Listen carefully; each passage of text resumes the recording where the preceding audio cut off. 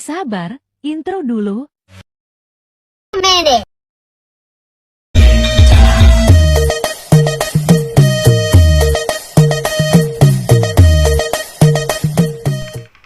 Assalamualaikum warahmatullahi wabarakatuh. Perkenalkan, nama saya Ayu Sania Sihotang dengan NIM 0306222077. Nah, saya perwakilan dari kelompok 1. Saya akan membawakan materi yang pertama, yaitu dengan judul materi kami tentang hakikat ilmu pengetahuan sosial. Nah, di sini saya akan membawakan materi yang pertama bagian saya, yaitu pengertian IPS dan materi yang dikaji dalam pembelajaran IPS. Baiklah, kita masuk pada pengertian IPS. IPS adalah suatu disiplin ilmu atau bidang studi yang menggabungkan dan mengintegrasikan ilmu-ilmu sosial yang dikemas dalam materi yang sederhana, menarik, mudah diakses dan dipelajari untuk tujuan pengajaran di sekolah.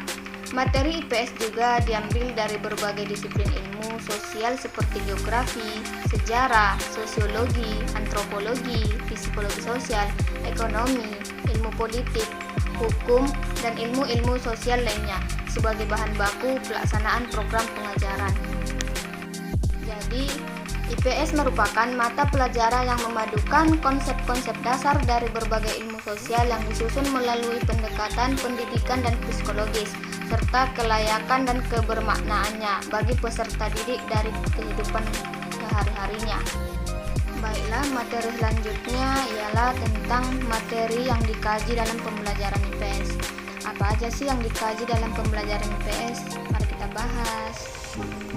Materi IPS ini berdasarkan kajian yang dipelajari dalam ilmu-ilmu sosial adalah sebagai berikut. Yang pertama, sosiologi, mempelajari segala hal yang berhubungan dengan aspek hubungan sosial yang meliputi proses, faktor, perkembangan, permasalahan, dan lain-lain. Yang kedua, ada ekonomi, mempelajari proses perkembangan dan permasalahan yang berhubungan dengan ekonomi. Yang ketiga, ada antropologi. Antropologi ini mempelajari tentang budaya manusia, perkembangannya, dan permasalahannya. Yang keempat, ada sejarah. Sejarah mempelajari tentang kehidupan manusia di masa lampau. Yang kelima, ada geografi. Geografi ini mempelajari tentang permukaan bumi dan bagaimana manusia mempengaruhi serta dipengaruhi oleh lingkungan fisiknya. Yang keenam, ada ilmu politik, mempelajari tentang kebijakan umum. Yang ketujuh, ada psikologi. Psikologi mempelajari tentang perilaku individu dan kelompok ke kelompok kecil atau individu ke individu yang kecil. Baiklah, saya Fahdita Nurahima akan melanjutkan pembahasan mengenai tujuan ilmu pengetahuan sosial atau IPS. Pada hakikatnya, pembelajaran IPS sangat penting diajarkan kepada siswa sejak mereka menempuh pendidikan dasar. Menurut Wahab, ada 5 tujuan IPS. Yang pertama, IPS mempersiapkan siswa untuk studi lanjut di bidang sains jika ia nantinya masuk ke perguruan tinggi. Yang kedua, IPS bertujuan mendidik kewarganegaraan yang baik. Yang ketiga, IPS merupakan suatu kompromi antara 1 dan 2 di atas inilah yang kita temukan dalam penyederhanaan dan penyaringan terhadap ilmu sosial yang disajikan di sekolah dan disesuaikan dengan kemampuan guru serta disesuaikan dengan daya tangkap anak. Yang keempat, IPS mempelajari masalah-masalah sosial yang pantang dibicarakan secara umum. Melalui IPS, siswa diajarkan secara demokratis memahami lingkungan sosial dalam permasalahan yang kompleks. Dan yang kelima, secara garis besar, tujuan pembelajaran IPS terbagi dalam 2 hal penting. Yang pertama, pembinaan warga negara Indonesia atas dasar moral Pancasila atau Undang-Undang Dasar 1945, nilai-nilai sikap hidup yang dikandung oleh oleh Pancasila atau Undang-Undang Dasar 1945 secara sadar dan intensif ditanamkan kepada siswa sehingga terpupuk kemauan dan tekad untuk hidup bertanggung jawab demi keselamatan diri, bangsa, negara, dan tanah air. Dan yang terakhir, sikap sosial yang rasional dalam kehidupan. Itu saja yang bisa saya sampaikan. mengenai tujuan ilmu pengetahuan sosial. Selanjutnya, saya akan membahas pembahasan mengenai ruang lingkup ilmu pengetahuan atau IPS. Semua perilaku dan kebutuhan yang berhubungan dengan manusia merupakan dasar untuk studi ilmu sosial. IPS berkaitan dengan aturan manusia untuk memenuhi kebutuhannya, baik budaya maupun psikofisik serta manusia lain yang tetap termasuk dalam konteks sosial atau sebagai anggota masyarakat. Ruang lingkup IPS sendiri, yang pertama, materi ilmu-ilmu sosial yang bersentuhan dengan masyarakat dan berhubungan dengan aktivitas sosial merupakan dasar untuk studi ilmu sosial. IPS berkaitan dengan aturan manusia untuk memenuhi kebutuhannya, baik budaya maupun psikofisik serta manusia lain yang tetap termasuk dalam konteks sosial atau sebagai anggota masyarakat. Ruang lingkup IPS sendiri, yang pertama, materi ilmu-ilmu sosial yang bersentuhan dengan masyarakat dan berhubungan dengan aktivitas sehari-hari. Yang kedua, fenomena masyarakat, persoalan, dan kejadian sosial mengenai aktivitas masyarakat. Ruang lingkup IPS juga dibagi menjadi beberapa aspek.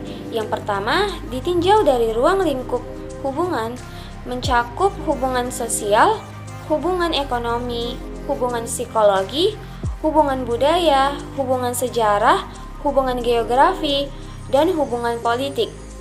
Yang kedua, ditinjau dari segi kelompoknya adalah dapat berupa keluarga, rukun tetangga, kampung, warga desa, organisasi, masyarakat, dan bangsa. Yang ketiga, ditinjau dari tingkatannya meliputi tingkat lokal, regional, dan global. Dan yang terakhir, ditinjau dari lingkup interaksi dapat berupa kebudayaan, politik, dan ekonomi. Sekian pembahasan yang dapat saya bahas, lebih kurangnya saya mohon maaf. Selanjutnya yaitu perbedaan IPS dan ilmu sosial. Perbedaan IPS dan ilmu sosial disajikan yang pertama yaitu aspek kehidupan manusia yang menjadi objek studi ilmu sosial terpisah. Misalnya sosiologi objek studinya interaksi sosial, antropologi objek studinya kebudayaan, ekonomi objek studinya kebutuhan manusia. Sedangkan IPS bukan disiplin ilmu mandiri seperti ilmu sosial lainnya. IPS juga mengkaji manusia dalam konteks sosialnya, namun IPS mengkaji aspek kehidupan sosial manusia sebagai satu kebulatan atau unidimensional. Yang kedua yaitu ilmu sosial lebih dipusatkan pada pengkajian ilmu murni. Kerangka kerja ilmu sosial lebih diarahkan kepada pengembangan teori dan prinsip ilmiahnya. Yang selanjutnya yaitu hubungan IPS dan ilmu sosial. Hubungan IPS dan ilmu sosial ialah yang pertama yaitu fakta, yang kedua konsep, dan yang ketiga generalisasi yang dipahami oleh siswa. Fakta adalah data spesifik tentang peristiwa, objek, orang, dan hal-hal yang terjadi. Dalam pembelajaran IPS diharapkan siswa dapat mengenal berbagai jenis fakta, khususnya yang terkait dengan kehidupan. Fakta yang disajikan untuk para siswa hendaknya disesuaikan dengan usia dan tingkat kemampuan berpikirnya. Secara umum, fakta untuk siswa SD hendaknya berupa peristiwa, objek, dan hal-hal yang bersifat konkret. Oleh karena itu, guru perlu mengupayakan agar fakta disesuaikan dengan karakteristik siswa sesuai kelas masing-masing. Yang kedua yaitu konsep. Konsep merupakan kata-kata atau frase yang mengelompok, berkategori, dan memberi arti terhadap kelompok fakta yang berkaitan.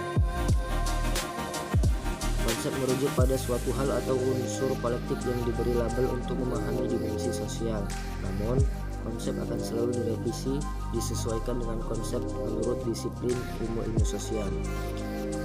Misalnya, sebagai berikut: perilaku, kerja perilaku, kerja kelompok, budaya, tradisi, keyakinan, akulturasi, konflik, jarak, distribusi, lingkungan, kolonialisme, nasionalisme, koperasi, dan masyarakat. Juga produksi budaya, permintaan, penawaran, distribusi, modernisasi, dan lain-lain. Serta diperlukan teori dan generalisasi supaya dapat digunakan dasar untuk memahami kenyataan kehidupan secara nyata. Yang ketiga yaitu generalisasi, yaitu bagaimana siswa membuat gagasan atau ide dan menyimpulkan.